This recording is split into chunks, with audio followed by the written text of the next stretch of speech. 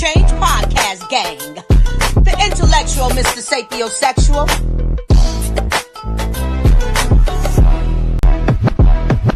That's all you gotta do, be you.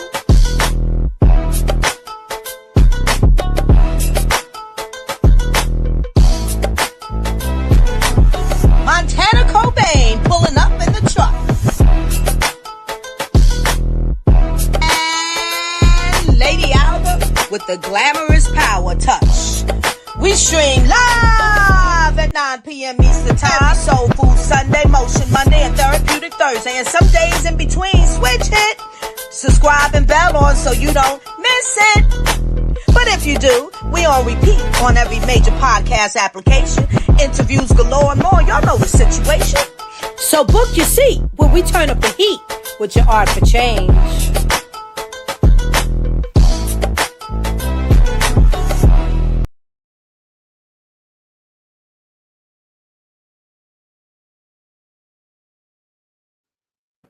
Yes, y'all.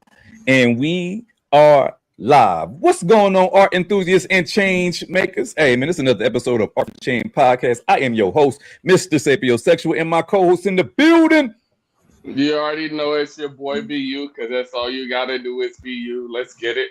Let's get it. And the queen of the house, Lady Alba, how are you?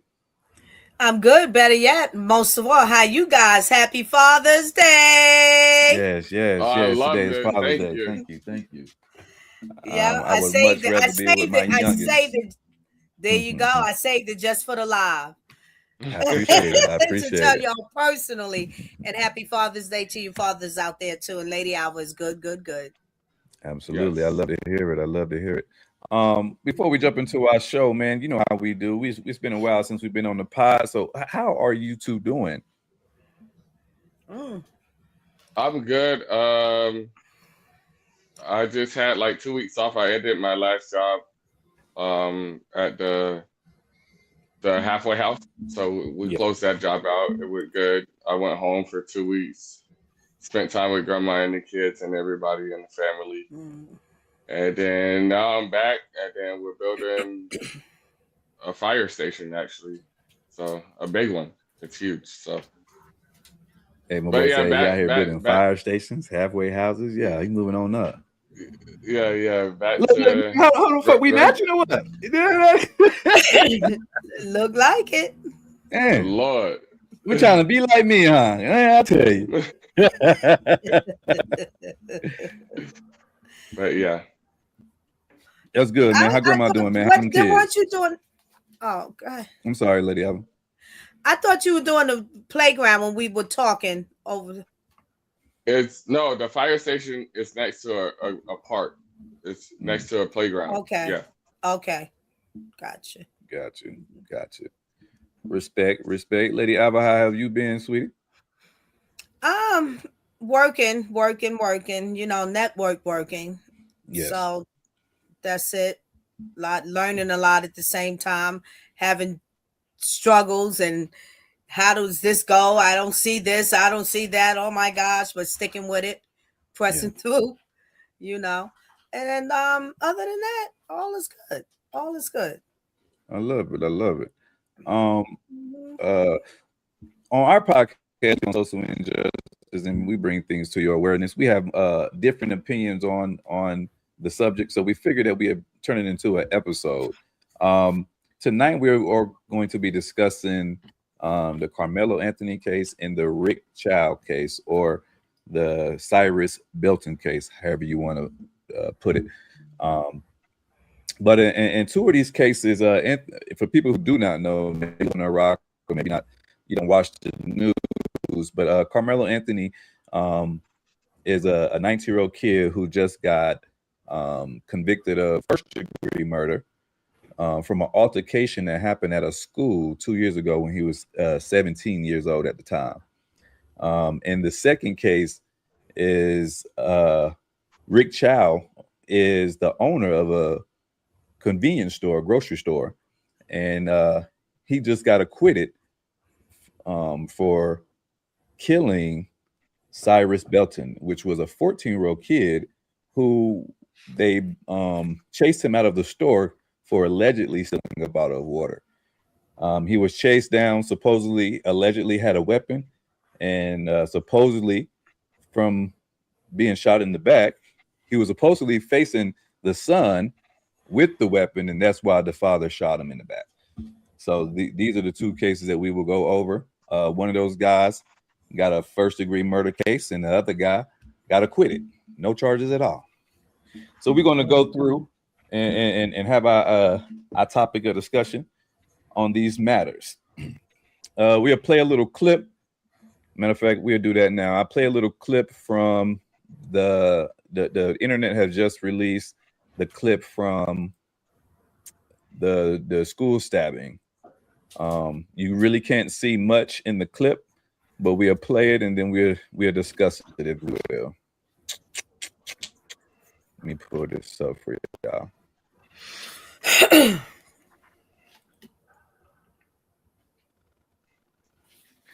Forgive me, Microsoft.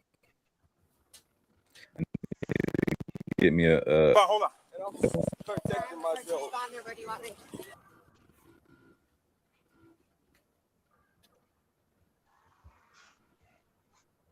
If somebody is treating the victim, they need to be over there. Under a memorial tent. Don't reach for anything, all right, man? Stop right there for me. Dispatch 443. I got these suspects. And they're currently treating the victim. Again, he's on the north end of the stadium. All right. Any weapons on you like that?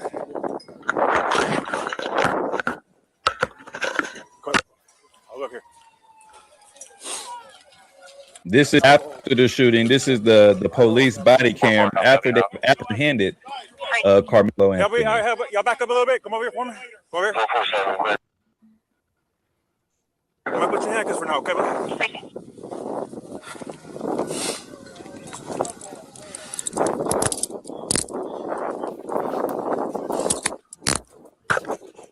Dispatch 443. Everybody can slow down.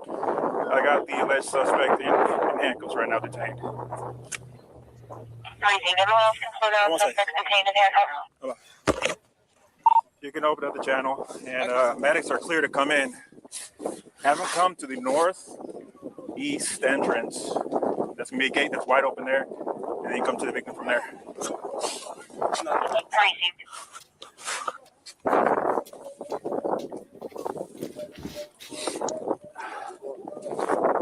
This is the alleged suspect. All right. Okay. What's there? So nothing on your person at all? No, nothing? No, sir. Mind if I reach in your pockets and stuff and all that? Nothing gonna stab me? No, sir. Okay. I'm going to be out with this. I'm gonna be a little personal there, okay? Just to make sure. My car's right there. Okay. Go. All right. The victim's going to be underneath that tent over there, so I'll get medics. Thank you for analyzing. Memorial tent over there, guys. All right. He put his hands on me. I told him not to. He put his hands on me. What's happening right now? Victim is going to be on the north end. They got staff standing to him right now. This is the alleged suspect. Already? No. We searched them. Got nothing. I don't know what happened. 4.3. Checkers have leave that CPR process for a little bit. Crazy. That's the wrong thing.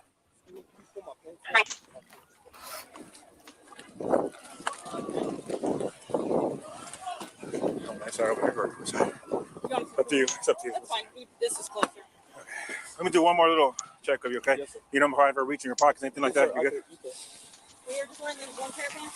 You're just wearing one pair of pants. Little under. No, ma'am, I don't think so. What's your name, man? Karmelo Anthony, Karmelo.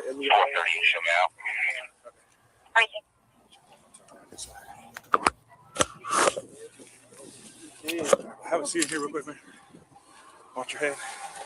Let me check your hood here, buddy, okay? Yes, sir. Well, I'll tell you what, lean this way so you're not resting on your hands, okay? Yes, sir. All right, see a little bit of blood on your hands there, okay? Yes, all right. 402, I won't see. So your first name is Karmelo? Yes, sir. Let's see. Hold on one second. Is he gonna be okay?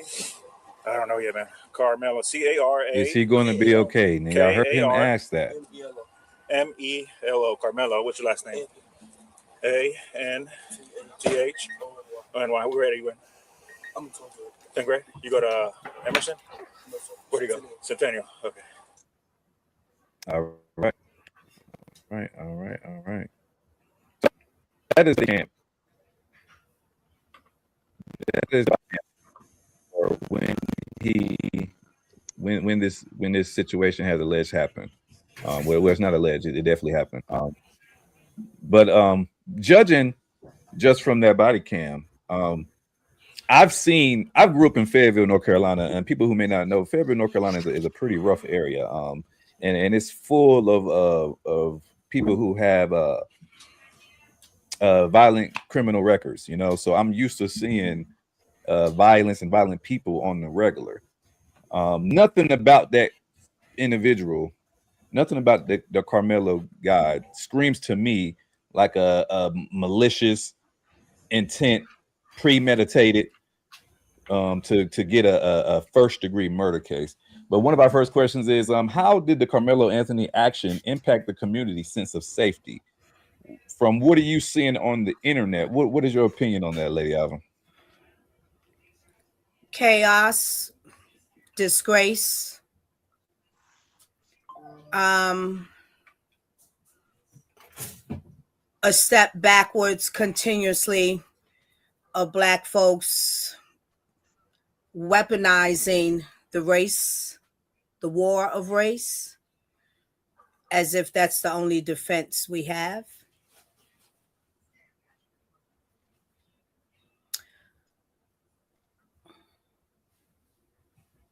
What about you, BU? From what I know is, I see it as protection. And you know, we all gonna see it differently, obviously, but like, if it's me or you, it's gonna be you every time. If like, you know, and it's gonna always be like that. It's gonna stay like that. It's not gonna change. I respect that. What emotions did you feel hearing about the Anthony sentencing when you heard that he got first-degree murder for altercation that happened less than 17 seconds? What was your feelings on that? I heard his emotions before the sentence, and you just heard his emotions just now. Is he okay? No. What was your emotions after hearing him getting sentenced with first-degree murder? How did that make you feel, being a father of a young Black boy? It hurt. It hurt. Like, you know. Do you feel the first degree? Do you feel like the first-degree murder charge was justified? No. Lady Alvin. Before I answer that question directly, I'm still staying on the topic of what was my emotions. I want to roll it back to when my emotions got triggered. Okay. My emotions were deeply triggered by the fact that a young male, a young human being, and someone's child, which I'm a mother, went into a space knowing that the rules of these designated areas, was asked to leave and stood his ground on make me. And if you touch me, you'll find out. My emotions were deeply bothered by that. And because I feel like as a mother, and the teachings that I give and have given to my children, because they're all grown, is that is not what you do. That is provocating. That's a street term. Make me. We all know what that means. We all know what that can create. So I think that when we're asked to leave someplace, we should leave. Why do you want to stay somewhere anyway where you're not welcome? And then to say to somebody, make me, how can someone make you? Either it's going to be physical, or it's going to be, they got to get an authoritative figure to come in and handle this situation. You understand? So I was deeply bothered by that, because it's an old term, and I'm sure you gentlemen know it coming from the South, that's calling trouble. And we have to stop calling trouble. It also insinuated to me that there had to be something going on within Karmelo and Austin Metcalf prior, maybe, because why are you propositioning yourself that way? What is the point? What is the win in this? What is the win? What do you win? What are you looking to win? Because now even so, and also let me say, Austin shouldn't have put his hands on him, because you can say whatever you want to say out of your mouth, but no one should put their hands on you. But he did. So then you got to be down for the fight. You got to be down for the fight. But do you win the fight? You don't know until you have the fight.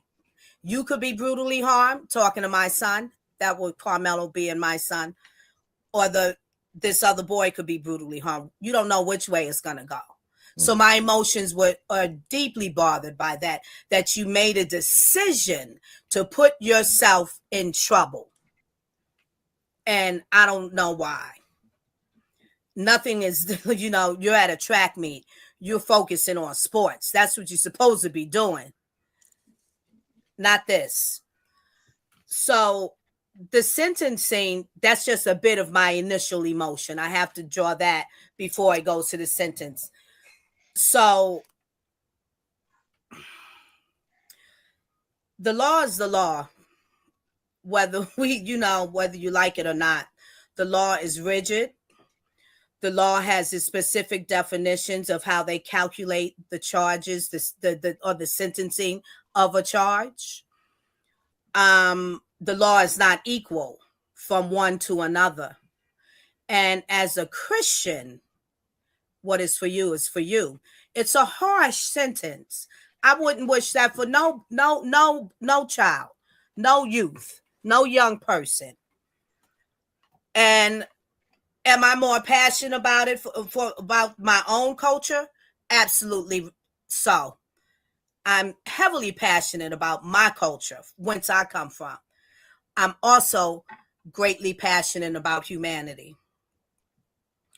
So it's harsh to think that a young Black boy, it brought emotions to me, tears to me, will spend that amount of time of his life in there. But that's why we have to watch how we skate. We have to teach our children to make proper decisions, not off of your emotions. Let's talk about intelligence. There's nothing we can do about that sentence. It's less than what he could have gotten, because the sentence was minimum 2 years up to 99 years.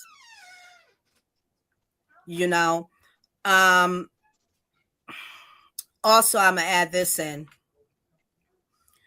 I've learned this as I listen to God and His Word. There's always a sacrificial lamb, and sometimes it's the worst tragedy that brings about a change, and we all know that based upon other stories. Karmelo Anthony, which I've heard no one talk about, might be that story, and actually I believe it is, because what's happening now from that, there are organizations rallying together to use this case, are choosing to use this case, break it down, and teach the young people the law. Young people have to know the law of the land they live in, because the law is not logic. The law is what is lawful and what is not lawful.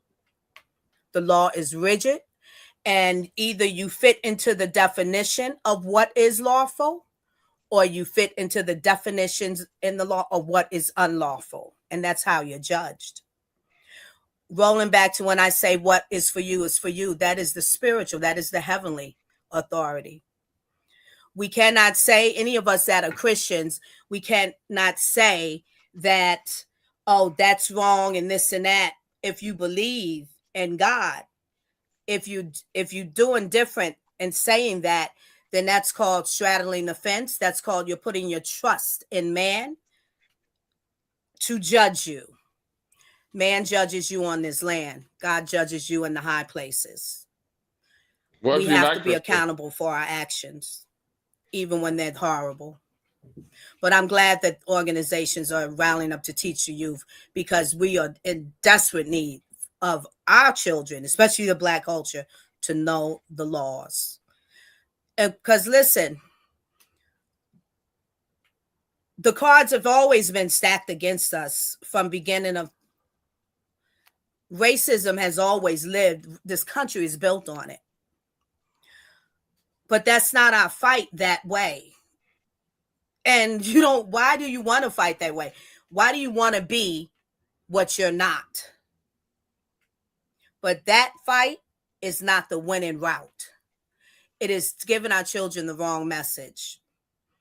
That you can do harm, you can do wrong, and we'll be there to battle it out with you and fight to get you you're accountable for what you are accountable for. And the issue is you don't know what you're going to get. The law is not equal like that. It's very sad. Okay. Are you finished? Okay, I guess so. You're taking a sip. So can't hear you, mister. You can't hear me? You? Can you hear me, BU? I can hear you. Yeah, I can hear you. I can't hear y'all. I think it's just her. All right. Let me see what's going on here. So first off, before I give my opinion on how I felt when I heard the verdict, I'm gonna read what first-degree murder is for everybody. First-degree murder is the most severe classification of criminal homicide. It is defined as an unlawful killing that is intentional, willful, and deliberate on committing or committed during execution of specific dangerous felonies. The crime typically carries a penalty of life in prison without parole or the death penalty, depending on the jurisdiction. So the key elements for first-degree murder is premeditated and deliberation, meaning that the person planned this. So if I plan to bring a gun to school to shoot a kid that was bothering me at school, will we say that that's premeditated? I missed the beginning of what you were saying because I had a audio issue on my end. First-degree murder is considered. Just answer that question. First-degree murder is considered deliberate and premeditated. That's the only way you can get first-degree murder is if they can prove that it was planned and deliberate. From judging from what I heard that young boy say, I don't believe that it was deliberate. A person who deliberately meant to hurt you is not going to ask the police, "Are you okay?"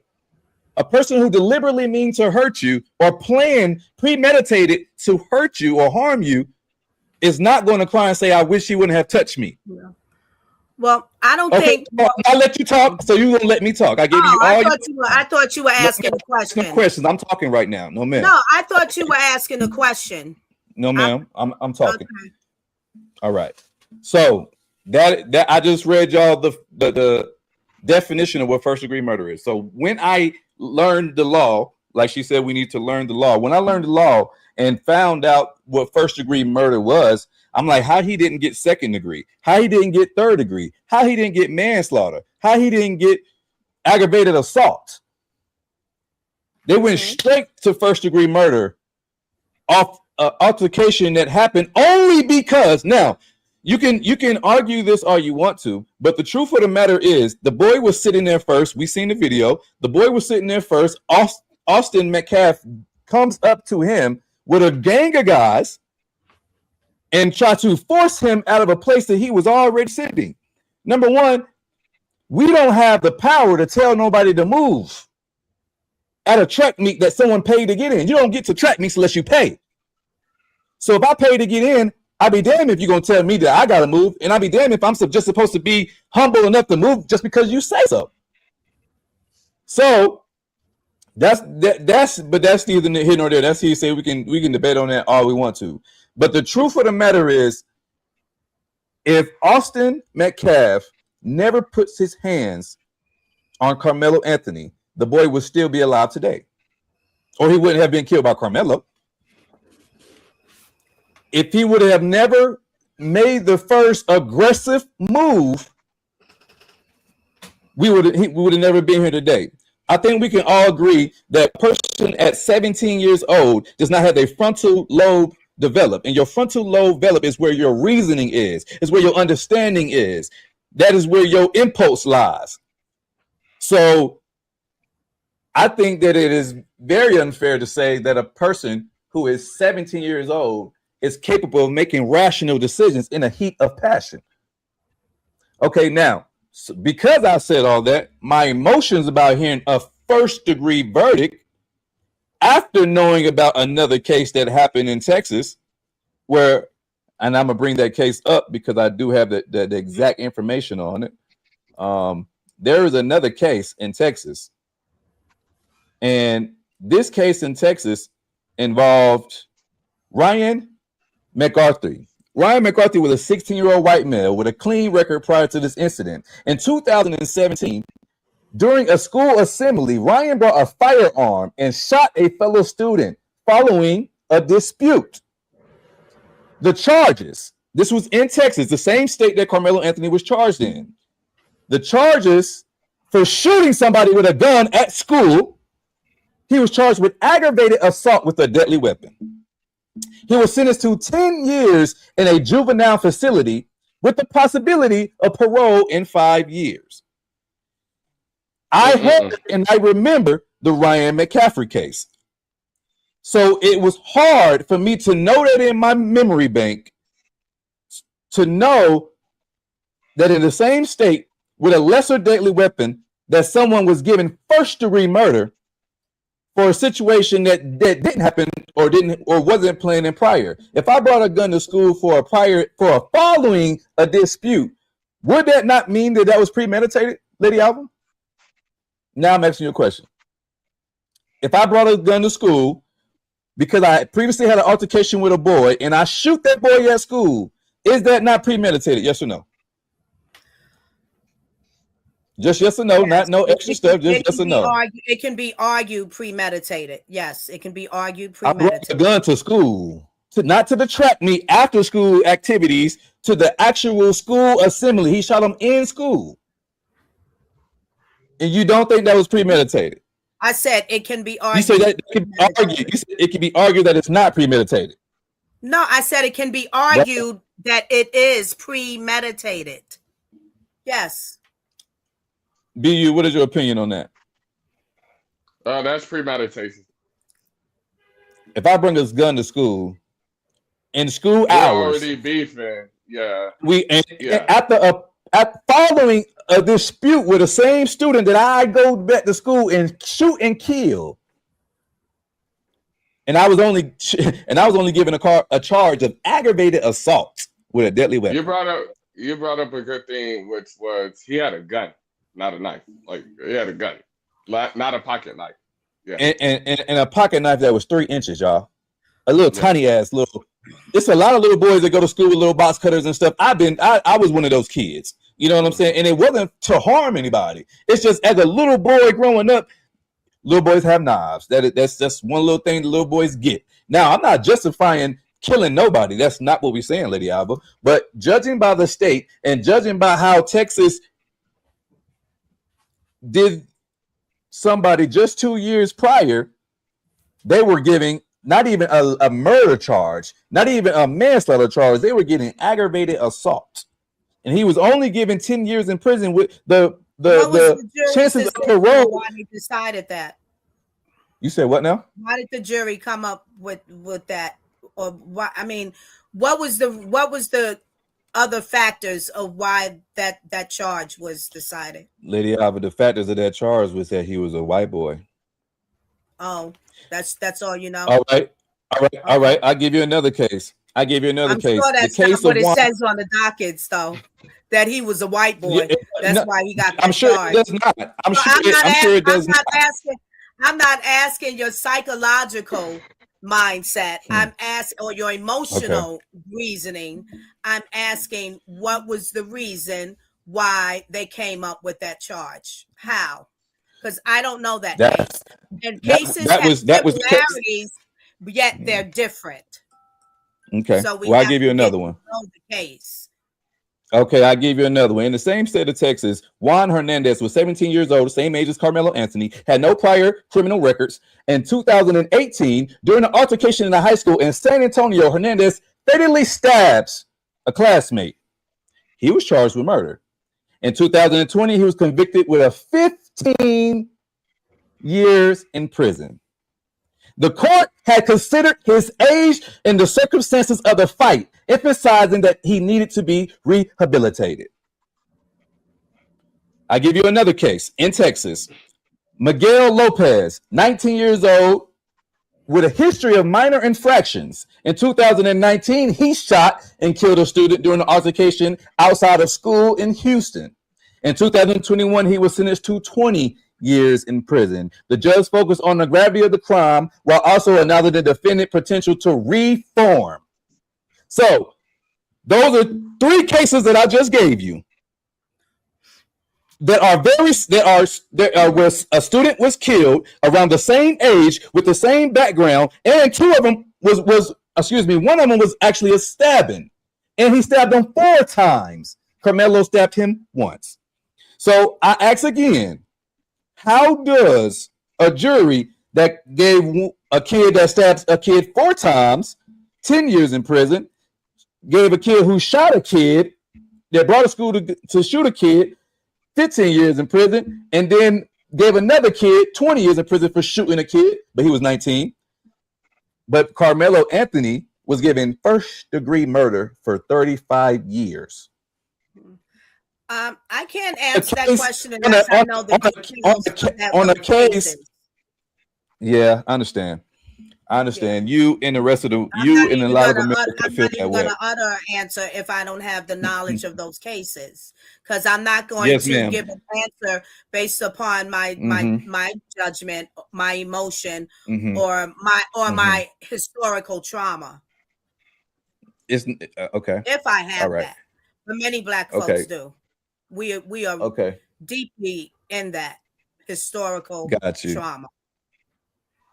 BU, in your opinion, hearing the cases that I just gave you, Miguel Lopez who was 19 years old. He shot and killed a student during an altercation in high school in Houston. He was given 20 years in prison, and judge focused on the gravity of the crime and said that he had the ability to reform. Explain to me how Miguel Lopez has the ability to reform at 19 years old. He brought a gun to school and shot a kid. 2 years older than Karmelo. 2 years older than when Karmelo did this incident. But Karmelo Anthony, with a 3-inch knife, stabs a person 1 time, and they call that first-degree murder. And I'm not arguing that he killed the boy and that he shouldn't get no consequences. No, that is not what we're saying. But what I'm saying is, judging by these 3 cases that I pulled up that happened in the last 3 years, and that recently just had sentencing, all of those outcomes were lesser charges. And the only difference between these guys is that that boy is Black. You can say what you want, but the proof is in the data. There's a difference based upon the law from state to state. It's in the same state. All these happen in Texas. The same state. It's the same state. All this is the same state. All this happened in the same state. And you stand your ground in Texas, right? So you can't meet force with unmatched force. Right there, that creates an issue. It has to be of the same measure. You can't do it. So shooting somebody. So right there, let me ask you a question. That's the law. Wait, that's the law. Do Okay. we know that? That is the law. That is the Okay. law. That is, like I said, the law is Let me ask you- rigid and it has its can I- definition. Can I ask you a You question? can't just conjure it up. It's not a blanket. It's not a blanket Can I- that you cover up, and it's Okay. that's it. Can I ask you a question? You've been asking me questions. Can I Why ask you? not? All right. Would you consider a gun or a knife more deadly? Both can be. I didn't ask you that. I said Depending which on- one is more. More. I think they're both deadly. I don't see one more deadly than the other. Okay. I don't. Do you They're think a both gun or a deadly. knife is more deadly? I think a gun is more deadly. Literally, I mean, I can shoot you from way from over here. For They're a both knife, I have you. to be up close and personal. Yeah. You know what I mean? I don't have to be up and close and personal for a gun. Let me ask you this. Do you believe that a student brought a gun to school with no intentions on using it?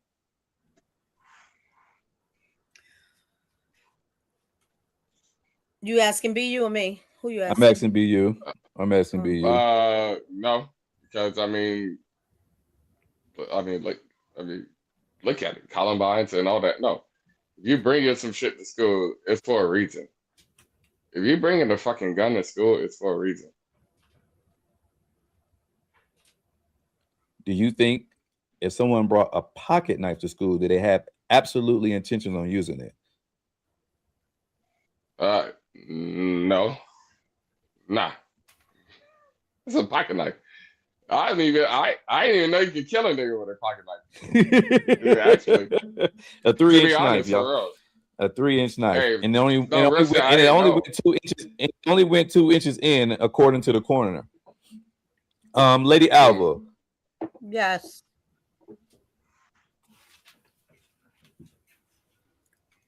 If I brought a gun to school, if I brought a gun to school, if I brought a gun to school, would you say that I had intentions on using that gun? I say anyone that's carrying around a weapon have the weapon for intentions to use it when and if necessary. Okay, thank you. That's the reason why you're Okay, carrying that weapon. The knife that Karmelo had was not a 3-inch knife. It was a 6-inch knife. Okay. And there's a name to it too. All right. The blade All right. wasn't 6 So inches. And me he that had, because my and he show me brought that the because knife I just to watched the attack me. coroner, and the coroner The said same it was a as 3-inch knife. Well, the same difference as the guy who brings a gun to the party. He brought a knife to attract me. Where are you getting your information from? Because I just watched the case on Law and Order, and they showed the 3-inch knife in evidence. I literally watched the case before we started the podcast. So what information are you getting? I think I'm getting the correct information. No. So what It's she's a confused. The gadget was 6 inches. It was. That's what the blade people was only saying. 3. Thank blade you. was only 3 inches. The gadget was 6 inches. Let me see. And you said that's what the people were saying. Not and the coroner said that it only went in 2 inches. The folding while carrying a folding blade under 5.5 inches is legal in Texas state law. Bringing it onto school grounds is strictly illegal. The knife was the Ozark Trail 6-inch multi-tool pocket knife. That's what they say it is. 6 inches is with the blade extended The from blade. When you measure a knife, you're talking about the length of the blade. No, it's a multi-tool. They're talking about 6-inch multi-tool. And what does that mean? What does that mean? The blade was 3 inches. The multi-tool was 3 inches because the blade folds into the multi-tool. I have one. Yeah. The blade flows into it. So it doubles it. 3 times 2, 6, you know. Okay. It says, we got a question in the comments that says, do you feel that Edward should have spoke up and stated that he invited him over and that he knew him? Karmelo took it out and Austin pushed forward into the knife. Now a witness speaks up. So I really hope the case get appealed, is what they said. So there's different eyewitness account. We're not going to argue how it happened. The situation happened now. All My of the only eyewitnesses my for my Karmelo, only Mr. The initial things that they said they would say when they got up on the stand, it turned out different. Nobody said, and that became a problem in the trial because the witnesses said Karmelo started it. They literally said that. Karmelo was the one with causing the problem. Witnesses before their verbal altercation ensued. Well, while the verbal thing was going down, witnesses with other athletes were saying to Austin, "Don't touch him. Just don't," because Karmelo kept repeating that, "Don't touch him, don't touch him." But he did, and Austin shouldn't have. But Karmelo met him back from that push with a knife. And right there, Karmelo changed the whole script of his fate. Okay. Do you agree with the first degree murder charge? Nope. Based upon what I read, yes, I can understand that the jury, that's what they were left with because of all the circumstances. There was no self-defense. There was no fear that Karmelo had. He did run after he did it. He brought the knife. He was by to himself. the He was outnumbered, but he was not being bullied. He was not being jumped. He wasn't being so no. I said correction. He was not being jumped on. They did not gang up on him. None of these things happened, and he met a physical push with an unmeasured force. Okay. All right. Does that seem deliberate does that seem deliberate or premeditated? And for me, yes or no? Yes or no? Logically, I thought that, like I said already, it appears that some type of friction was going on with these boys. And Karmelo decided to post up that day. Post up. Okay, so the video shows Karmelo. The video shows Karmelo coming from another entrance than them, and it shows him being singular. If you see the clip where the boys are going into the track meet, they already look like they on some shit. Like I've been a young boy. I've been in high school. The way that them boys was walking to the track meet already looked like they was finna start some shit.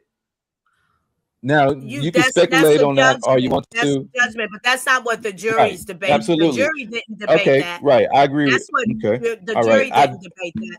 But even still, you cannot meet. I love how you talk over me. A physical altercation with unmeasured force. You can't do it. You cannot. You meet a physical altercation with a weapon. Right then and there, you put yourself in a whole nother category of murder if that person, which he did. Okay. So let me ask you this: if I bring a gun to school and I shoot your kid, do you believe that I should get first degree murder? You're asking very yes or no. Yes or no. And no. Yes or no. It's a yes or no question. Okay. And here's my answer. I can't answer that like that. All right. I won't answer. Be you. If a kid had an altercation with your son the day before and he brings this gun to school the next day and he kills your son in school with a gun, do you believe that he should get first degree murder? Yep, and in Texas, you can get death penalty. So yes or no? Do you believe that child should have gotten first degree murder? Yes or no? What are we? What I'm trying to figure out. What are we discussing here? What we believe or what is lawful? Because what are we teaching our children with our beliefs? Everybody's belief has different beliefs.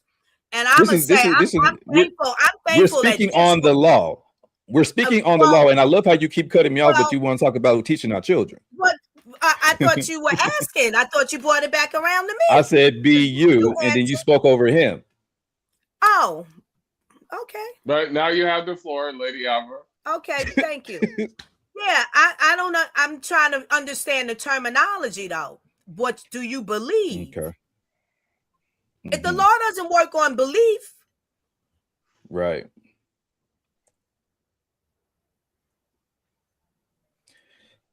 I read you what first degree murder is. So it's not about what I believe. First degree murder is premeditated and deliberate. I asked a simple question. I said, if your son got into an altercation with a boy the day before, and that boy come to school the next day with a gun and shoot your son, how is that not premeditated? How is that not deliberate? I answered you though. I said you can argue. No, You ma'am. You told me you can. couldn't answer that, is what you said. No, that You you did. asked You that didn't say question that. already. I said you can argue that that is premeditated. That is a ground that you can stand on, premeditated. You can But he argue said that. he did say yes or no, and then you said I can't answer. No, yeah, I'm because I have my reasons why. See, I'm not gonna be baited. Yeah. I'm gonna speak the truth though. Okay. I'm not gonna be baited. All right. So I think your truth is kind of biased, because I sit here and just ask you. No. I read you what first degree murder.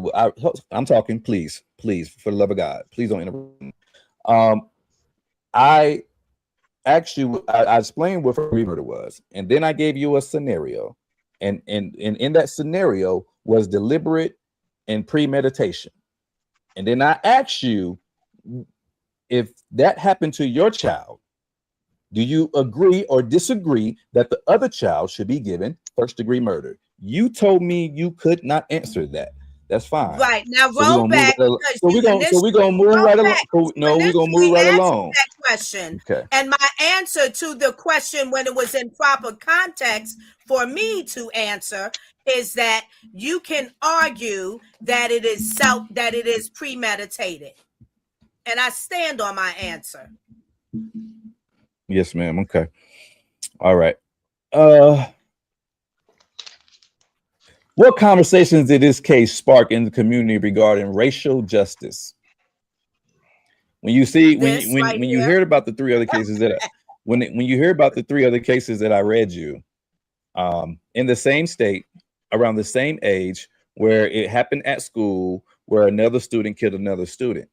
Every one of those cases where a kid was unalive, in those cases seemed premeditated, because one guy stabbed a kid 4 times. The other 2 guys brought guns to school. So in those 3 cases, neither one of those young boys were given a first degree murder charge. And the judge said because they had the ability to be reformed because of their age. So I'm asking, how does the community not see that as a racial injustice when the similar charges around the same age with the similar background as far as criminal, and every one of those boys were given a lesser sentence?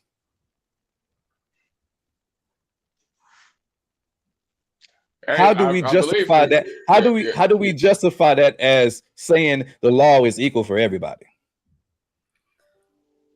The law is not equal. That's what I said initially. You can't justify it. But I can't answer that, what you're saying, and dive into it, because I have to know all of the mitigating factors.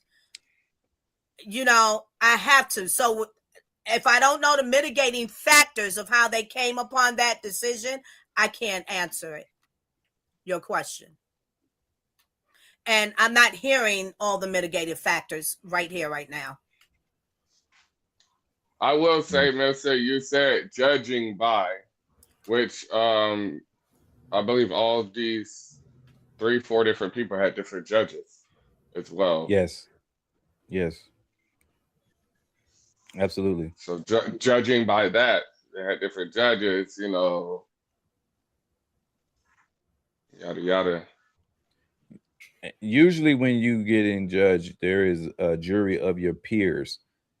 There was no African Americans in Karmelo Anthony case.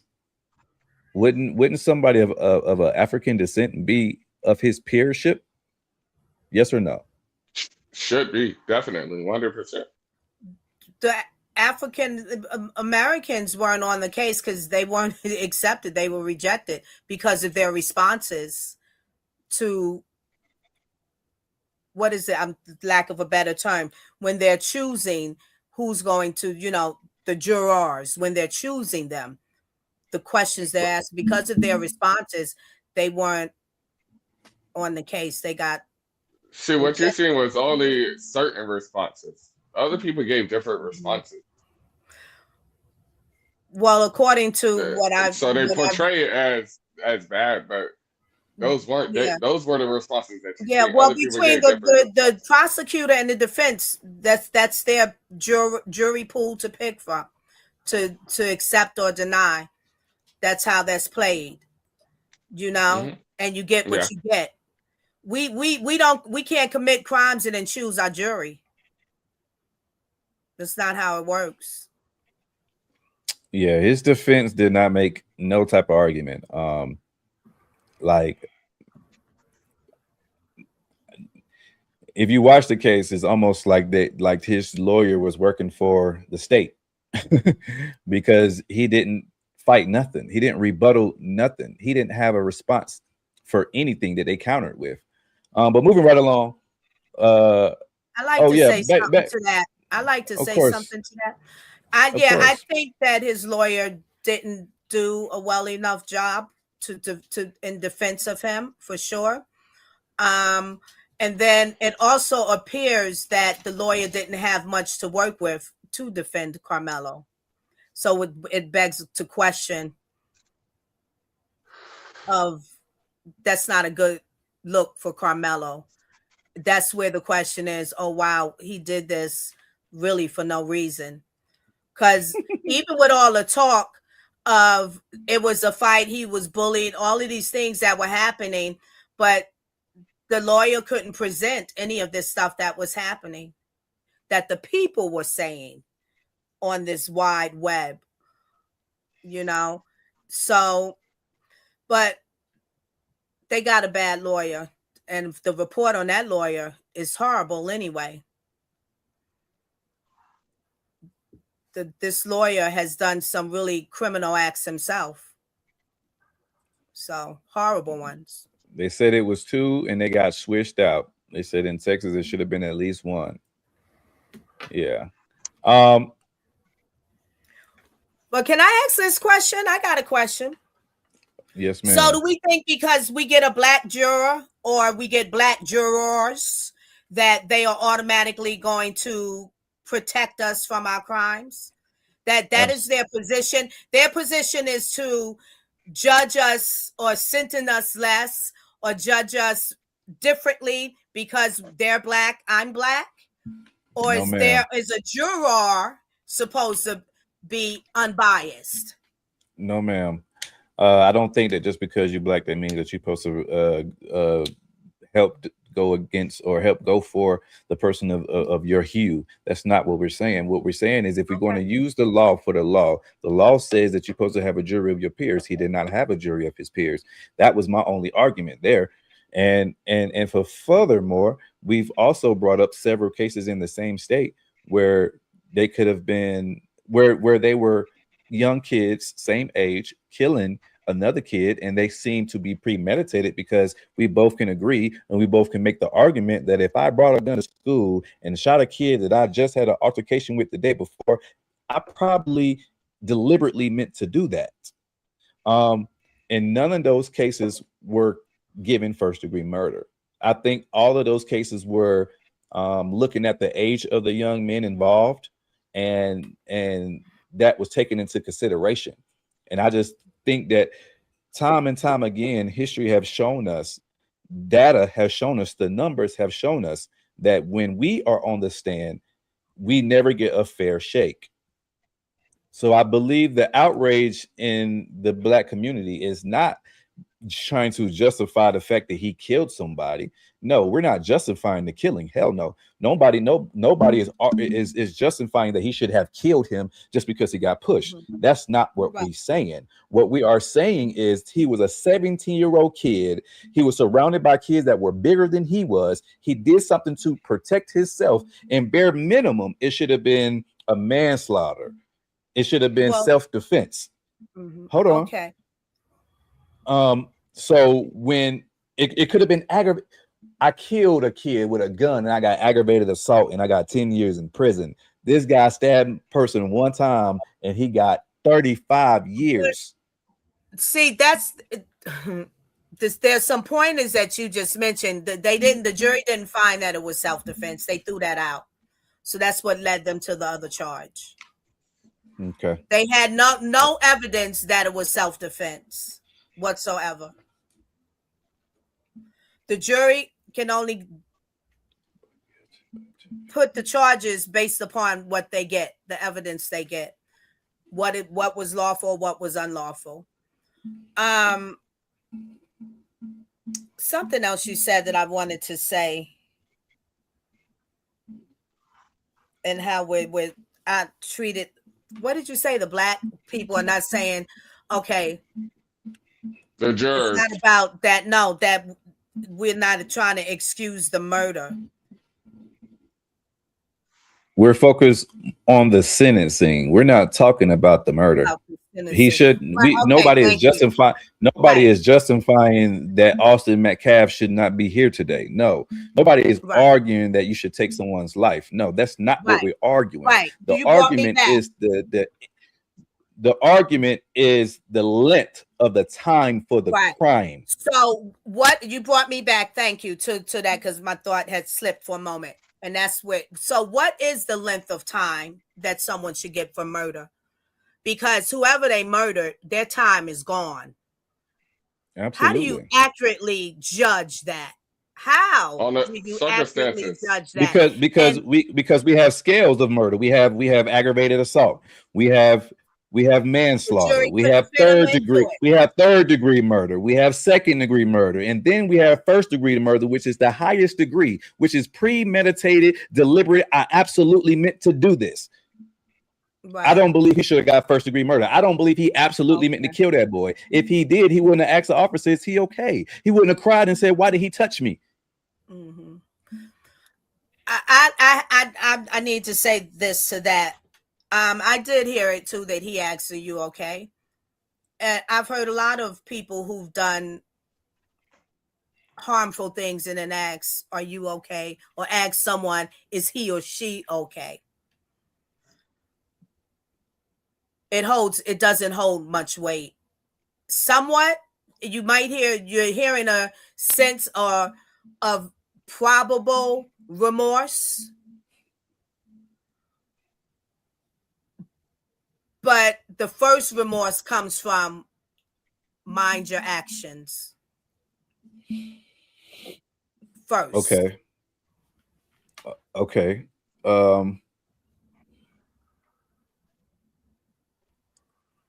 How do you think the outcome of this case will influence future cases involving self-defense claims? BU. Are they gonna let him get an appeal, or how is that gonna work out? I believe they're raising money for him to get in a better lawyer in an appeal. Yeah. So I think after we see we got comments. Yeah. What about you, Lady? What do you think the outcome of cases?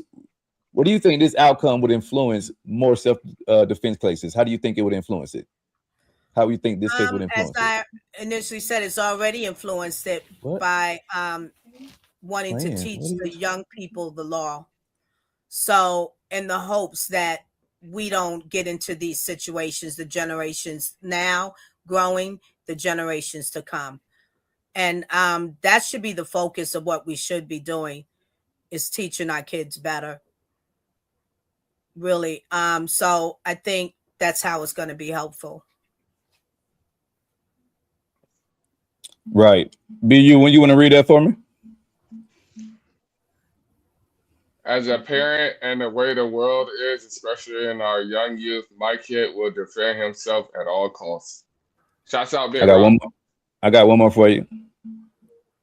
He never said he didn't do it. So, yes, he still would have got time, but not 35 years. I agree with that. I agree with the guy who said 10, 15. Okay, that's reasonable because he did kill somebody. But 35 years, there should be consequences for your actions. No one is denying that. Yes, I agree. Okay, now I have an interesting question.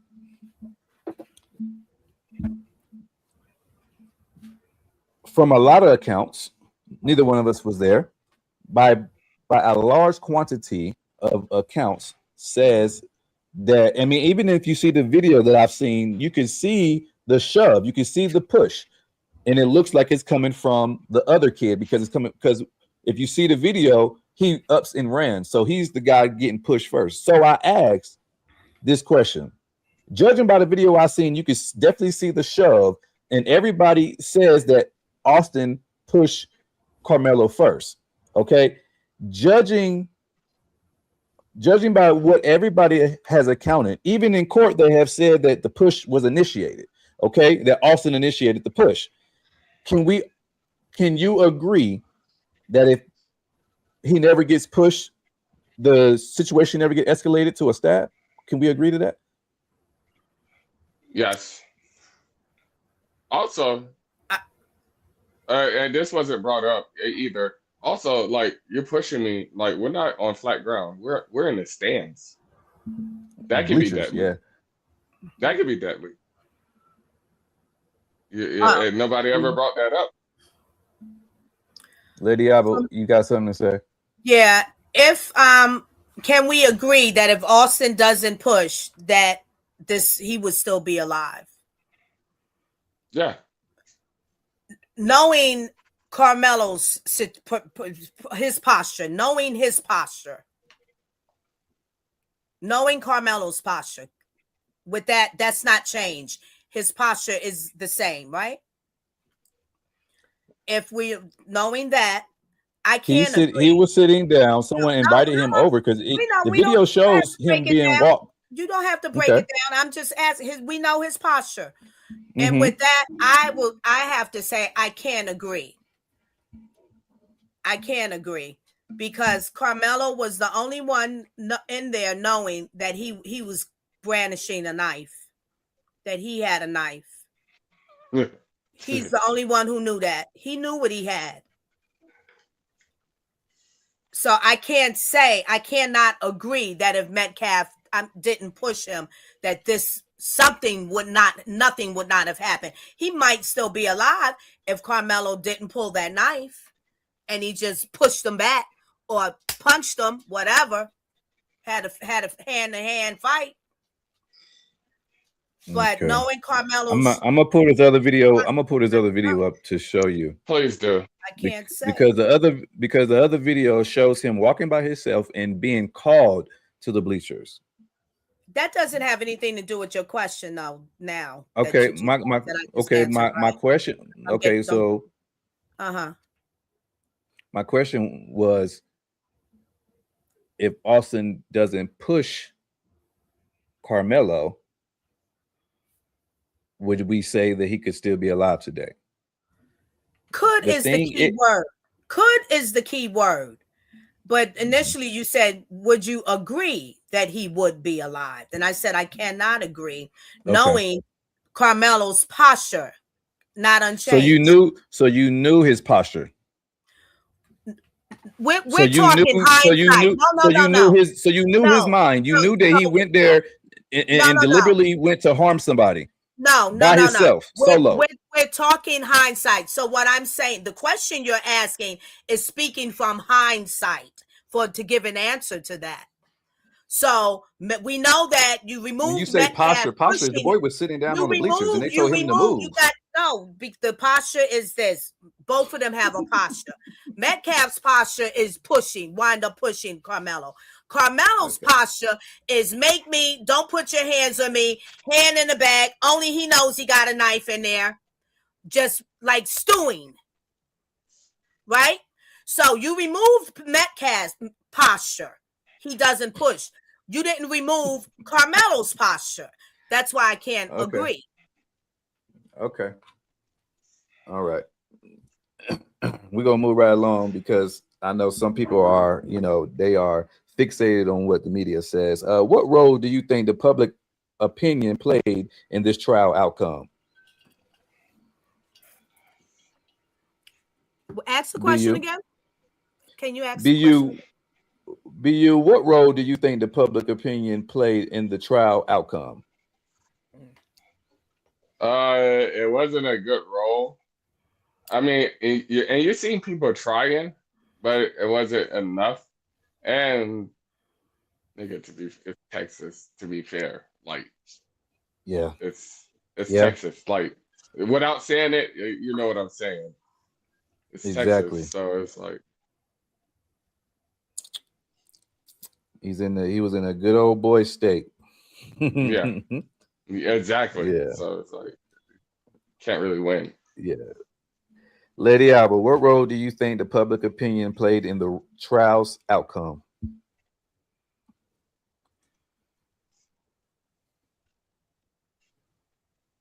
In the trials, I don't think the public opinion played any. What role do I think the public opinion played, or what influence? What do you mean? The question is, what role do you think the public opinion played in the trial's outcome? They didn't have a role in the trial's outcome. Okay. And if any influence they had in the trial's outcome was the disgracefulness of not showing empathy or compassion that a boy is dead. Someone's son is dead.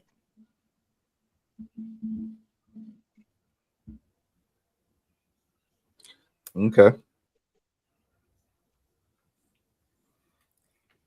And the other, we know his life is greatly damaged. So 2 souls tragically altered. 1 no longer breathing. All right. Cyrus Belton was killed because he had allegedly stolen a bottle of water from the store. He has an altercation with the cashier. Well, he has a verbal confrontation with the cashier. They believe that he stole water out the store. He shows his hand like, look, I don't have nothing in my hoodie. And then he proceeds to leave the store. The video surveillance shows him walking out of the store, not running, but walking. The son and the dad are seen on surveillance camera running after Karmelo. I mean, I said Karmelo, running after Cyrus. After Cyrus looks around, looks behind him, he sees the 2 men charging after him. He immediately begins to sprint out of the frame. The next thing we know, he's dead. The projectile round was shot in his back. The alleged shooter said that he had a gun pointed at his son. The evidence does not show that the young boy, because he got shot in the back, it doesn't show that he was pointing a gun at the 2 assailants that was chasing him. They chased him for 130 yards. The boy fell and was shot in the back. Now, there's evidence saying that the young boy had a gun, but there's no evidence that it was loaded, and there's no evidence that he was ready to fire it.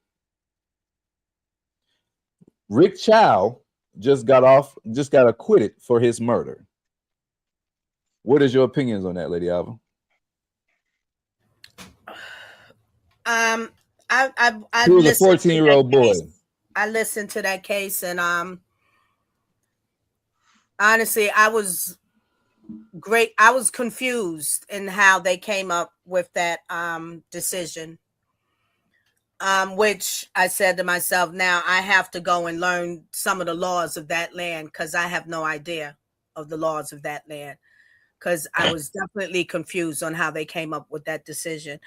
That case also disturbed me, greatly emotional. I shedded tears for that young man. I don't understand the the adults in this case, because that's the child's an adult man and his son, to chase a young youth, a young person out of a store for that length that they did over a bottle of water. I just don't understand that. Like, once they even leave like the property of where your establishment in, I mean, just let it go. Yes. You know the kid, you probably gonna see him again. Maybe you see his parents. Do something like that. I don't understand. I didn't necessarily have faith in what the son was saying on the jury stand, and him saying he's got a gun. What did he really point? Because all the other witnesses said they never saw Cyrus point a gun. Right. So how only the son saw him point a gun? Did he just, is he lying? Did he see the gun on the ground? And that's the gun? Yeah. There's a thing that we do in this country over and over again, race to race, black, white, Asian to black. And I'm really tired of it and sick and tired of it. And for me, I have to navigate in my life the pocket that I'm going to sit in comfortably without being caught up in this mess and with these type of people. But I'm going to say this, the Asian culture has been for decades very provocating towards our culture and how we come into our stores and how they watch us and follow us and all of that. This is not anything new that they do. They've been doing this for decades. I've been saying stop patronizing them, especially when they come and set up shop in our communities. Because to me, you don't get to come in my community and set up shop and then watch me. I'm taking care of giving you my hard-earned money. Like, you know, but yet the crime is here. Crime happens. But with our children, grown man, you don't chase down my son to kill him and shoot him in the back over a goddamn bottle of water. That's a big problem. Yeah. That's a big problem. My question, go ahead, BU. Just to follow up on y'all, the bad thing is, yes, he was shot in the back. Like, that's terrible because, I mean, that's an automatic crime. Like, you automatically get time to shoot somebody who's retreating. Another thing is, which Lady Alva, you kind of said, like, the Asian culture, which is, like, he's running, he ran 130-something yards. It's not only one business. It's not only one camera. There's other footages that weren't brought up. But you know what that is? That's them sticking together. Yes, sir. Yes, sir. Come on now. There's cameras on every fucking building. Not only that, if the man did steal something from your store, we seen in that video when he was arguing with the lady, I seen his ass vividly. They had a good ass camera system. You know what I mean? I seen his face structure and everything vividly. I've been in many gas stations or many convenience stores where there's a wall of shame where they got pictures of people who done stole from their store. You know what I'm saying? So I'm so confused. And also, I've been in retail sales. If you are in, I used to work at Champs in the mall. If someone would have came in there and steal a shoe, do you know that I would get fired if I put my hands on that person trying to get them? I'm supposed to just let them take it and and call authorities. So my question is, what made them feel passionate enough to chase him down several blocks to where now you fear for your life? You chasing him, but you fear for your life and takes his? To me, that don't add up. I have an answer for that. Yes, ma'am. many people and many races, ethnicities are too frustrated. We have become extremely frustrated in our day-to-day living. I can only imagine that, and from the frustration, we make our decisions. Right. From the frustration, you might just be that one where that's it, not today, no more. And boom, I'm on you. Because I done dealt with this for how long, and it wasn't you, but it was many that look like you, or or your kind, or it was other kinds too. But that frustration, people need to heal. We need to heal so we can act accordingly with one another. Because I can imagine he was frustrated. He had enough. I looked at video. The son is watching him from behind the counter. I know this so well because I've literally seen it. I've literally experienced it. I thought to myself, this young man I'm gonna cry about it. It's all right. That people need to see it because this is the way it makes us feel. Showed us something that is happening when he walks into that store, or someone who looks like him that walks into that store. He taunted, and it looked to me like he's playing with them, taunting them. I'm gonna take a bottle, I'm gonna put it back. He's playing checkers or something with the water bottles. You know what I'm saying? So he's taunting them. He knows what's happening to him, or maybe people that look like him, his peers, when they go in that store. I'm sure he didn't expect that was going to happen, because he went out there and said, I don't have nothing. He did everything right, even coming into the store, put his bag down. I mean, that's even odd that I got to check when some places with the crime, they do want to check your bag. But it's just horrific. I think the thing is that we need to see what is happening, how we're letting some of these businesses into our communities, and how they think they have the right to be authoritarians or policing our children. And that I don't go for at all. Because I come from a time where, no, you wait till you go get the parents, or you wait till the parent come in there, or you something. You have information on the boy. You got all these damn cameras in here. You can find out who he belonged to and who he is. Call the cops. Not chase my son. He's not a slave. What are you doing? Over a bottle of water. That case to me, I put so many comments. I said, y'all all need to stop patronizing that store. It's horrible. Yeah. It's horrible. Yeah. Hey, while they were chasing him, who knows? Hey, niggas could have been stealing other shit, because they both left chasing him.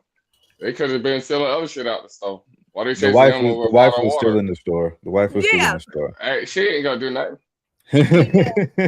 Yeah, but the two arms was out. You're right. You're right. Something bigger could have happened. Could have transpired. Correct. Over water. Kids steal things. All of us did it. Some of us didn't want to do it, but our peers put us up to it, because they doing it. You and then so you got to steal something too. No, I don't. Yes, you know. Yeah. You can't steal stuff. I done stole a piece of candy from the store. You know I done stole a gun from the store, and I hid it under my bed. I got my ass whooped. I got my ass whooped too. My mom made me go take it back, but the story is I did it. You know. Yeah. So yeah. And I was able to live, you know what I mean, and learn from my mistakes. How did the not guilty verdict for Rick Child affect your feelings about the justice system, Lady Alva? I still didn't get to the point to really dig into that case and the laws. That's what I needed to do. And that's what I said, because I need to understand how they came up with that decision. He had a bona fide lawyer. I watched it. That's my point of view. Now I can't give it anymore, because I need to have more facts and understanding of the law. And that was South Carolina, right? Yeah. and South how Carolina, yes, that, ma'am. yeah, and how they came up with that. Again, because the law is rigid. So you have to understand the law. And even when you don't like it or disagree with it, but the law is the law. So I didn't get to do that yet. But I'm appalled that how how The how is he could afford a lawyer who knew the judge, and he had backing of the community of that the whole street about it. He had a I mean, in backing to where he can South afford Carolina it. is not known to be, very friendly to African Americans, especially the particular city that Yes. it happened in is Columbus, which is like a ghetto in South Carolina, and it's predominantly a black community. Mm. There's a lot of drugs, there's a lot of violence inside of Columbus. So I think that because of the community and because of the area that he was in, I think I felt like in my this because I can only speculate. I can only give my personal opinion. In my personal opinion, I believe that we live in a society now, more prominent now because of the president that we have, that people that are prejudiced of us because of the way that we look are more comfortable or more open about being prejudiced towards us. And I think I honestly feel like the whole South Carolina court system, surviving this case and surrounding this case and the severity of it, and the time that the verdict was coming in, I really think it was meant to create chaos amongst the community, because typically, and I think we can all agree to this, if Cyrus had killed Rick Child, he would be in jail right now.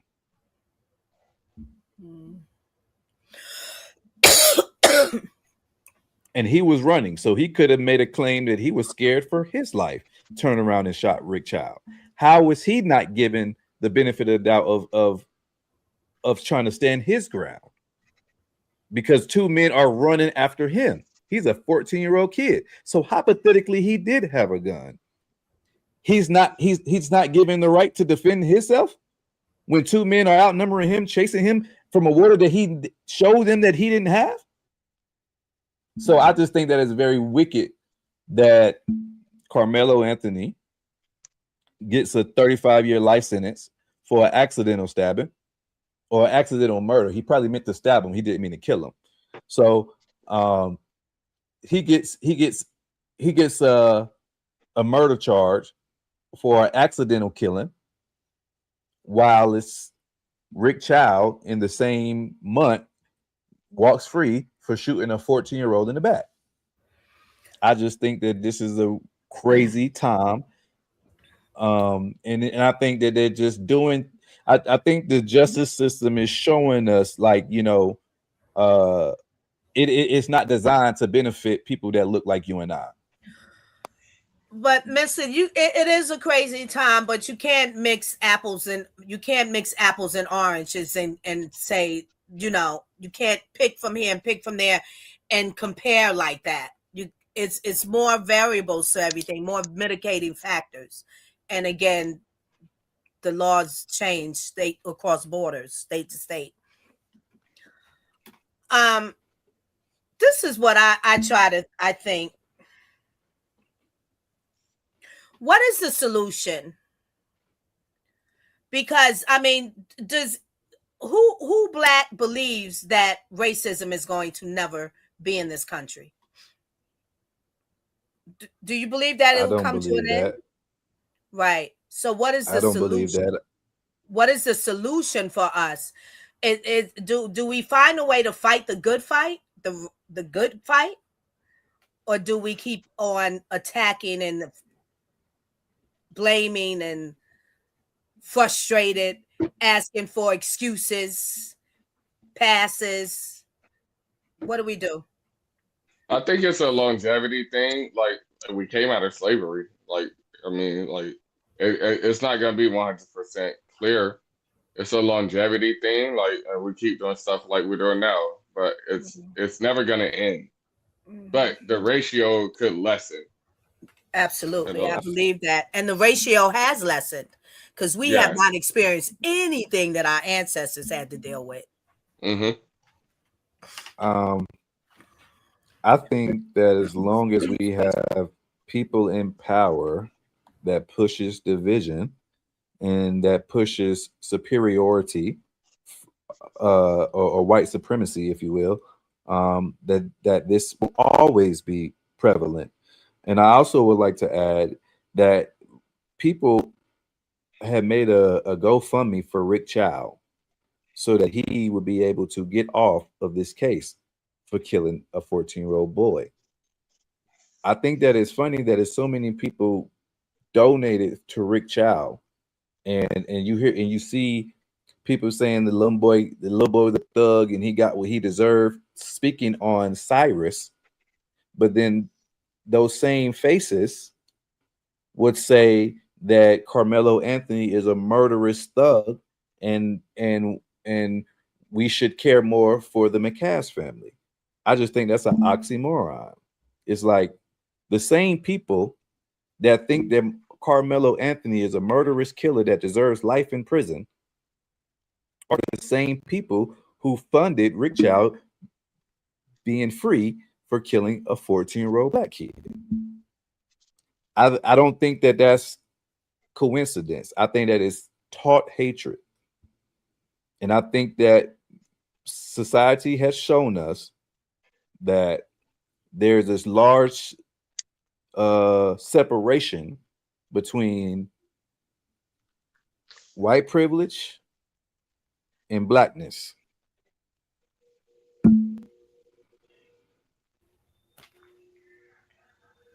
Old news. Old news. And guess what? We agree on that, Lady Abaha. It's the life that God has given us. It's the life and the journey that God has given us. Yeah, I agree with that. I don't think that, unfortunately, I would love to be optimistic, but I'm 35 right now. I don't think that in my lifetime I will see a time where America is not prejudiced. Mm-mm. Mm-mm. That's why it's No. important. That's why it's very important what we do with our lives when we're here. We have a fight to fight. I truly believe. You born black, you gotta you have a Two strikes purpose against to you. do some things. It say that Yeah. you not here just to be free willy, have fun, hey, look good and all that. Click, click. You know, you got some real work to do. Now, you might not do it. You know what I mean? Everybody's gonna be a kid. Whenever you get there, let me say, just know before you leave here, while you're here, you got some real work to do. Right. That's it. And that's what we need to focus on.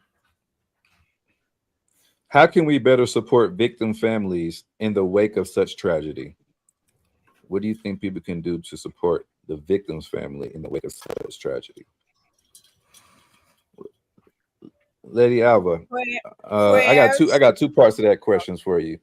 Okay. After you answer, after the second part of that question is, if Cyrus Belton was your son, how would you feel hearing a not guilty verdict? Goddamn. Let me roll you back on that one too. Before that emotion, while I was watching it, I couldn't understand.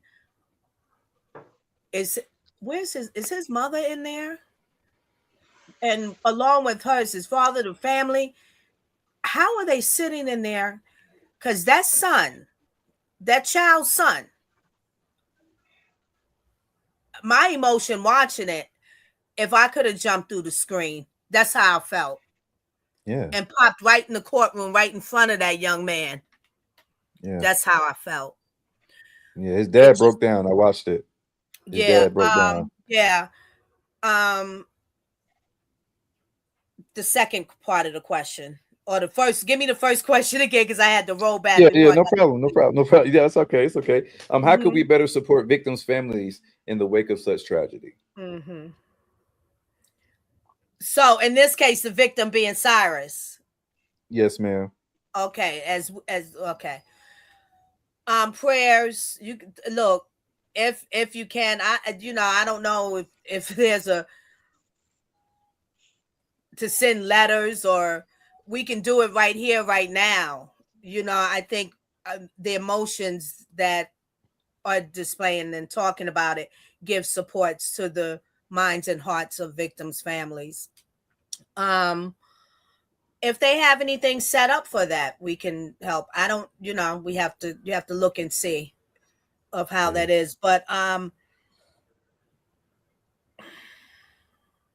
more so, I think overall, again, that support goes beyond just the victim family, the victims past and victims to come. Is to let's do the work.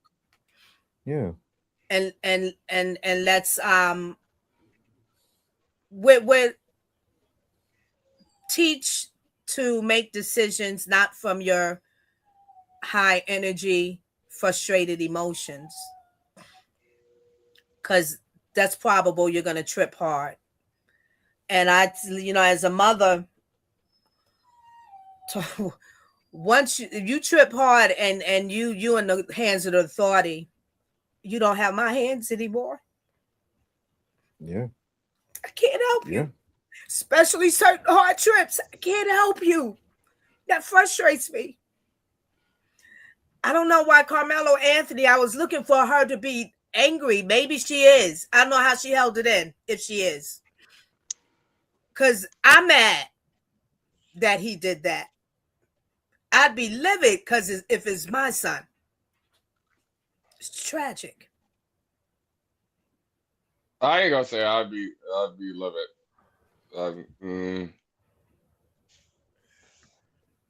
I understand why it was done. I understand. I understand. Yeah. That's all I'm gonna say. Mm-mm. But yeah. Mm-mm. It's better to walk away. Walk away, in your man. opinion, BU, what do you think we can do to support the families in the wake of such tragedies? And also, second question, same thing I asked her. If that was your son, and you just heard that Rick Chow was given a not guilty verdict after shooting your son in the back, what would be your emotions? Just immediately thinking, I'll be in prison with him, and then like we're gonna be there together. Just immediately thinking. Mm-hmm. Hopefully that wouldn't be the case ever. Yeah. But yeah, nigga, I ain't gonna be there as long as you're gonna be in there, but we going in there together. I'm hopping on your ass. So I mean, you heard it here first. yeah. And we get out, and then yeah. But yeah, it's gonna be a asshole thing. And the other question? Yeah. In the wake of such tragedies, what do you think we can do to support these families? The families of the 14-year-old kid. Yes, sir. The victim family. Yeah. Cyrus family. I mean, you never know. I mean, it's all cliche. Yeah, be there for them. All this. You never know unless you've been through what they've been through. So you never know. But any little thing might help them. You never know. Yeah. They might not give a fuck. They might just want nobody to even talk to. They might want to be secluded. They might just want nothing, just their time to themselves. They might not want to be reminded of it all the time, stuff like that. They might not want stuff like they're trying to get over it. They don't want memories, and then you get in a card every day, and then now you gotta cry again. I just cried yesterday. I got this card. Now I gotta cry again. I gotta cry again. I gotta cry again. Like keep reliving it. People don't think about stuff like that. Yeah. I agree with you.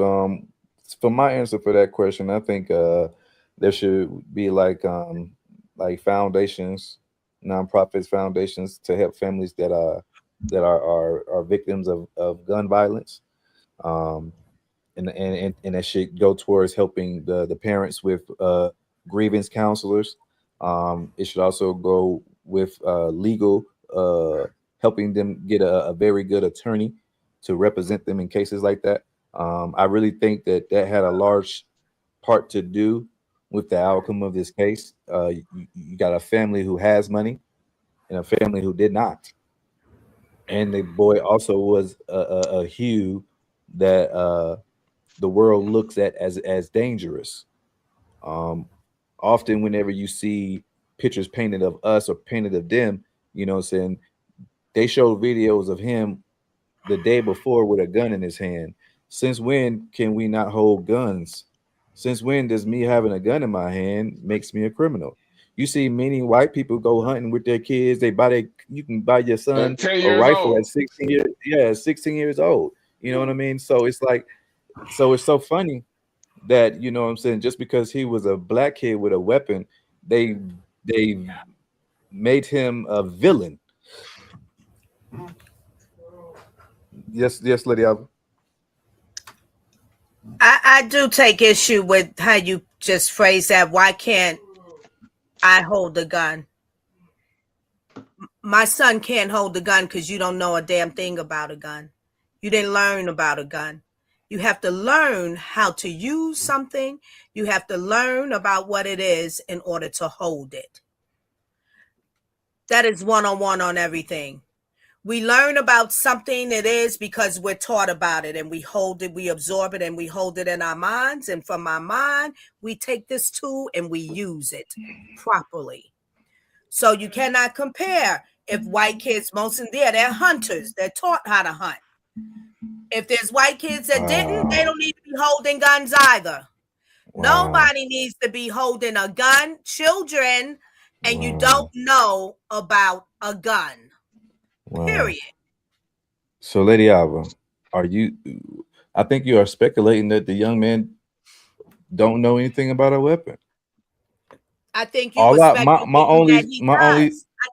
I think you might have been speculating that he does. Wait a minute, because I said I take issue with what you said, how you phrased it, mister. Because you said, why can't a black kid hold the gun? Why can't I hold the gun? All of a sudden, I'm black, I got a gun, there's a problem. White kids hold gun, they go hunting and this and that. That's what I heard, and I take issue. I'm just saying. Okay. We don't want a black kid hold the gun without any reason and without any knowledge to know if he don't know about a gun. Who's to say that those black kids hasn't been to the gun range and all that? Who's to say that? Why? What part of y'all? I can't repeat it in another way. I only know one language, English. What? Hey, I think it's. I'm listening to you speak, and I feel like there's some hypocrisy in your speech. No, I feel like you feel like, hold on, can I talk? Because you love to cut me off. I feel like from listening to what you just said, I can only tell you from my perspective. From listening to what you just said, it makes me feel like you feel I'm just going off what I'm hearing. From what I'm hearing, when I hear you say that makes me think that you believe that white people are more deserving to carry weapons than black people are. No, Mister, I'm going off of what you said, and what you just said. That message is that the message you're sending is that it's just okay for black young people to have guns. You said white people go hunting and this and that. What are black people doing with guns? Because we surely ain't going hunting. No. Okay. No. So let me fix this. So the message, the message that is delivered from how you said that. So that's why I said I take issue with how you phrase that. Yeah. I respect it. We can agree to disagree. My question, or what I was trying to say, was a picture with a gun of a black kid is automatically vitalized as him being a criminal, and the same white boy can hold the same gun with the same ignorance of weapons, and nobody bats an eye because of what you just said. Because history had told us that white people are more capable with the weapon than black people. That white people are. I agree that it isn't true, but based off the way you're saying it, you're basically. We didn't put no context behind it, so we didn't say that the black boy don't know nothing. I just said, why is it that a black kid can hold a gun and be considered a criminal, and a white kid can hold a gun and no one bats an eye. No, that's not what I was responding to, mister. Now you done understand. changed up your wording there. The wording Okay. is changed now. All right. All right. What I said was they posted pictures of him with a gun to try to vitalize him, to make him seem like a vicious, and try to make him seem like less than human, or demonize him. This is what I said the media did by showing a picture of the young boy with a gun the day before the incident happened. Okay. I said, why is he? And then I said, why is him holding a gun automatically means that he's a criminal or that he's vicious? I said, white people hold guns all the time, even go hunting with them, and nobody says nothing. That was what I said.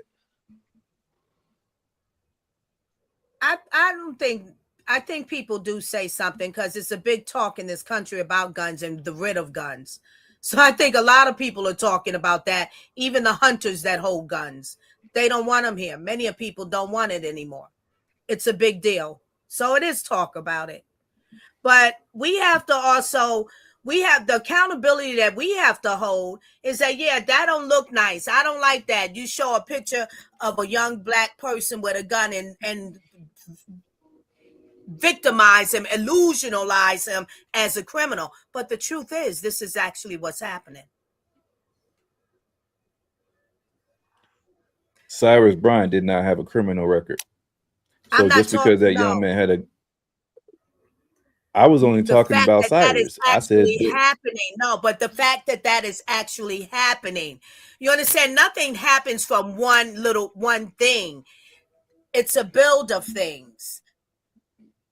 And it winds up falling heavily on the head of one or a few. Okay. As everyday people, what can we learn from both cases about our community response to violence and racism? Ask it one more time. As everyday people. Yes, ma'am. As everyday people, what can we learn from both cases about our community's response to violence and racism?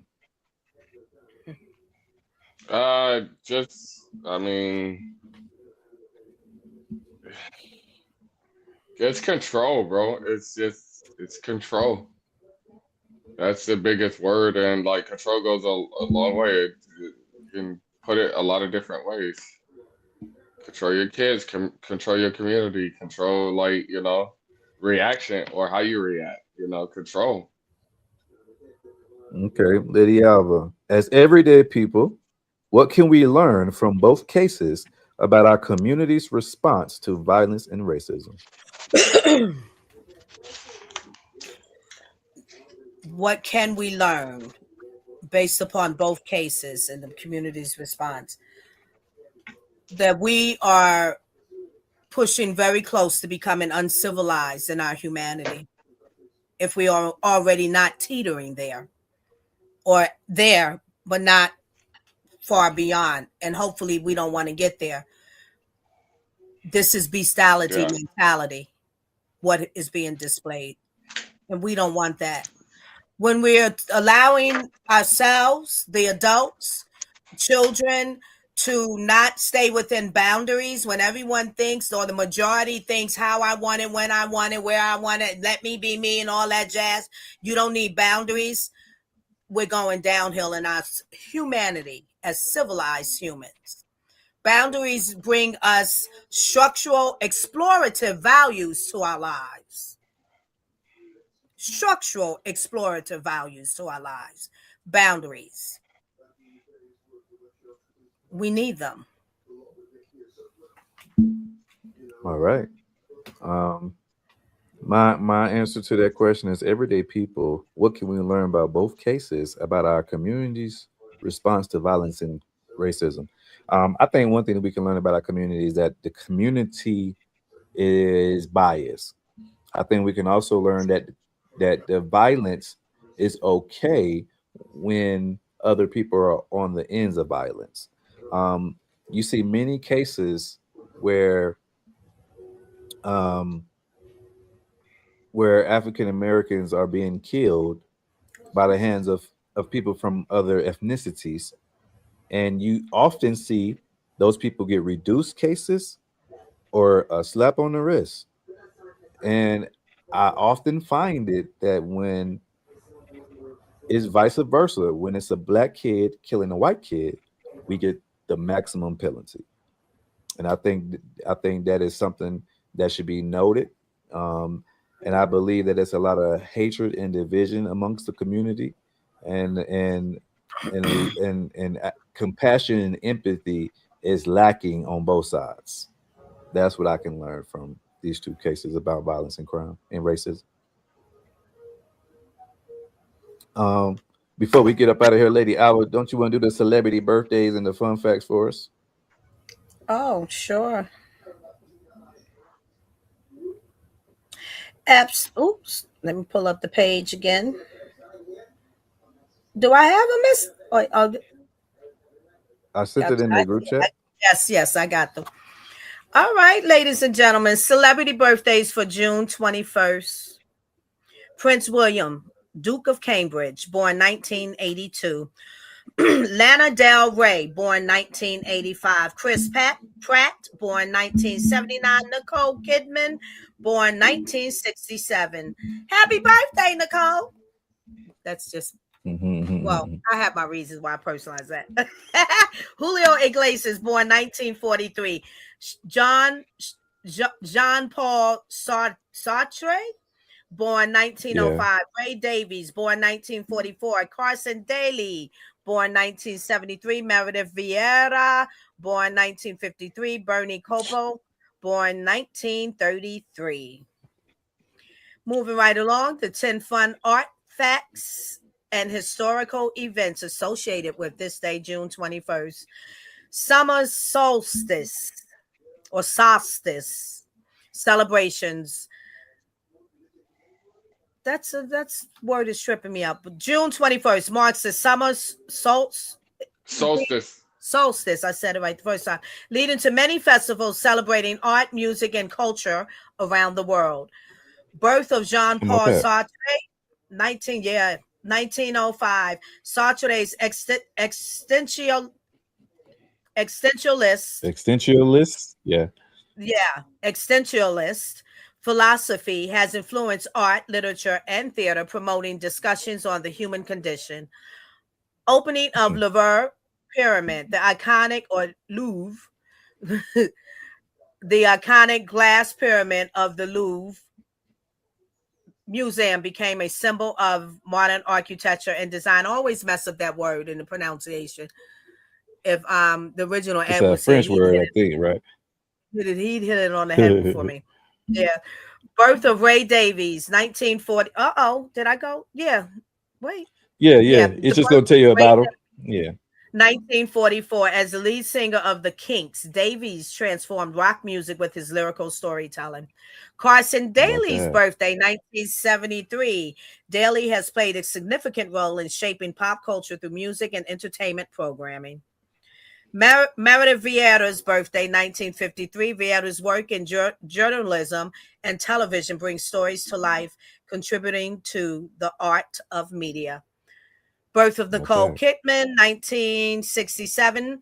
Kidman's versatile performance have made her a key figure in contemporary cinema. Opening of the Guggenheim Museum, Bilbao.